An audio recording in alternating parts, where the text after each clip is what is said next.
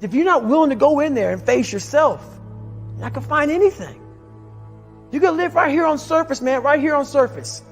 So if there is an ending to this world and there is somewhere to go and there's a judgment, you're going to get there and you might see a chart. And that chart may tell you who the fuck you should have been.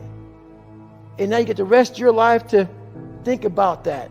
Man, I could have lived a much better life if I just would have just suffered a little bit more. If I just would have went in that and realized I had so much more. But fear and the 40% and living here versus living here, being afraid, stopped me. Your biggest enemy, the most important conversation you will ever have in your life is the one you have with yourself. You wake up with it, you walk around with it, you go to bed with it. Eventually, you're going to act on it, whether you're good or bad. You have to. That's why the whole thing about this book I have, it's about you. It is about you. It's strictly about you finding who you are. So many people die, live 100 years, never fucking know who they are. Never know who they are. You have to look in that mirror and know there's so much more in here, man. Because I can literally right now be a 300-pound guy spraying for cockroaches still to this day. If I did not look in that mirror and say, there has to be more to this. This can't be it. And then willing to go into it, dive deep into it, and give all I have to find it. So that's what all that's about. Let's say there's 10 people in this room, and we're all mediocre. But I'm the best of the mediocre people. I now think I'm great. I'm great. We surround ourselves around people that make us feel great. They tell us what we want to hear. The second we put ourselves amongst the uncommon people, we don't like that feeling, that challenging feeling of that person who's waking up at 3:30 in the morning and say, hey, push your shit on, we're going for a run. We don't like that challenge. We like that person who says, hey, you know what, man, I don't feel good today, man. And they say, oh, it's okay, brother. We'll take a day off, man. We'll get a pizza and watch the game. We like that. We love that feeling. Why? Because you understand, man, we're good, bro. We don't want that motherfuckers like this. Hey, man, no, bro. Get your fucking shit on, man. Stop being a punk. We don't want that in our lives. We don't want that person who's constantly challenging our weaknesses. We want that person who's constantly, making us feel nice and good and secure in ours. That's the mediocrity of life. We want to be the best amongst the average people. People wonder, how do you stay hungry all the time? Because after I accomplish something, I don't sit back like a lot of guys who graduate buds, graduate this, graduate that. They get comfortable. They wonder why I'm getting weak, man. I don't know, I lost my edge. What's going on? Because once you hit the top of the fucking mountain, guess what happened? I'm good. I'm good. So you wonder why you're falling down now. Because once you reach the top of the mountain, you got to build another one. That's mediocrity.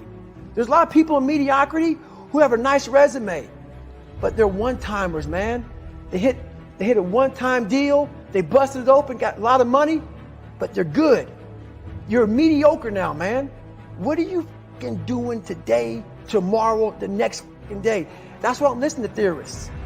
I don't listen to all that bullshit. I listen to a motherfucker who's like this, man. What's wrong, man? I'm fucking tired, dude. Why are you tired? Because tomorrow, I gotta do the fucking shit again, man. Whatever it is that made me fucking nauseous and sick to my stomach, it made me hurt. There's no ending. And that's the person I listen to. That's the person who's gained knowledge. You gain knowledge through suffering. And on the other end of suffering is a world that very few have ever seen. It's a beautiful world because that's where you find yourself. You don't find yourself in over here. You find yourself on the other end. Like the 100-mile race I was on, I ran it for 24 hours. I found myself on the other end of that race. That 19 hours, I found, wow, there's a whole nother world out here that I've never even saw. But the world's in your mind. And that's what all that mediocrity is about. The mind has the tactical advantage over you at all times. At all times of your life, the mind has a tactical advantage over you. Why is that? It knows what you're afraid of. It knows your insecurities. It knows your deep, dark lies. And it starts to push you away from that. It pushes you in a direction that is comfortable. The mind controls everything. So what I realized was that when I was growing up and I was 300 pounds and I got all fat and I got all insecure, I realized that my mind kept taking me in this direction. When things got uncomfortable for me, when I was facing my insecurities, I was facing my fears, my mind said, oh no, we have the tactical advantage. We need to get you, separate you from this feeling over here. Life's all about feelings. We want the happy feeling. We don't want that feeling of this sucks. If in that moment, you can answer those up questions and you are now in charge of your brain versus your brain ruling you, that's where all that stuff comes from. So the 40% rule is all of that. You get to 40%, your brain says, we're done. Let's roll, man. This is starting to get painful. This is uncomfortable. So you sit down. You have to figure out ways, and everybody's different. That's how the book kind of talks about, like we all have these things about, 5 steps to this and 4 steps to this. It's a lot more than that. That's all bullshit. It's a practice that you have to, it's a habit. So if you know that at 40%, I'm feeling pain. At 40%, I'm feeling pain. That's where the 40% rule kicks in. Now it starts. Okay, I'm feeling pain. My mind's saying all this to me. It's saying, get out of here, run, flee. The fight or flight kicks in. Okay, we're done. We're not good enough. It starts telling you all these things. You start to believe it because the mind controls all. This is the time where you have to gain control back of your mind. It's okay. Let me see if I can go 45%.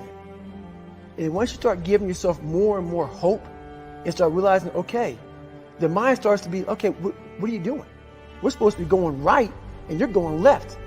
You start then controlling your mind. Start finding more in yourself. And then it goes from 40% to a lot further than that. But that's the start of it though. Get to the spot where your mind is saying stop. Wherever that is, you gotta get there first. And then that's when that starts to work for you.